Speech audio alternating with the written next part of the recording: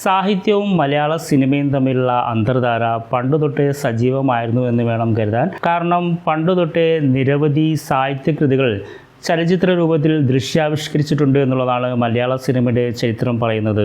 അവയെല്ലാം വമ്പൻ ഹിറ്റായിട്ടുണ്ട് എന്നുള്ളതാണ് മറ്റൊരു വാസ്തവം. ഇപ്പോഴിതാ നമ്മുടെയൊക്കെ പ്രിയപ്പെട്ട നോവലായ ബെന്യാമിൻ്റെ ആടുജീവിതം ചലച്ചിത്ര രൂപത്തിൽ ദൃശ്യാവിഷ്കരിച്ച് റിലീസിനായി തയ്യാറെടുത്തുകൊണ്ടിരിക്കുന്നു. ബെന്യാമിൻ എന്ന സാഹിത്യകാരന് വാക്കുകൾ കൊണ്ട് വിസ്മയിപ്പിക്കാൻ സാധിക്കാത്ത പല കാര്യങ്ങളും ബ്ലസ്സി എന്ന മാസ്റ്റർ ക്രാഫ്റ്റ്സ്മാൻ തൻ്റെ ദൃശ്യരൂപത്തിൽ ആവിഷ്കരിച്ചിട്ടുണ്ട് എന്നുള്ള പ്രതീക്ഷയാണ് ആടുജീവിതം കാണാൻ നമ്മളെ പ്രേരിപ്പിക്കുന്ന ഒരു ഘടകം. അതുപോലെ തന്നെ നജീബ് എന്ന കഥാപാത്രത്തിൻ്റെ മാനസിക സംഘർഷങ്ങളും അതിജീവനവും സഹനവും സാഹസികതയും എല്ലാം ഗംഭീരമായിട്ട് പൃഥ്വിരാജ് എന്ന നടൻ പ്രകടിപ്പിച്ചിട്ടുണ്ട് എന്നുള്ളതാണ് ട്രെയിലർ നൽകുന്ന സൂചന.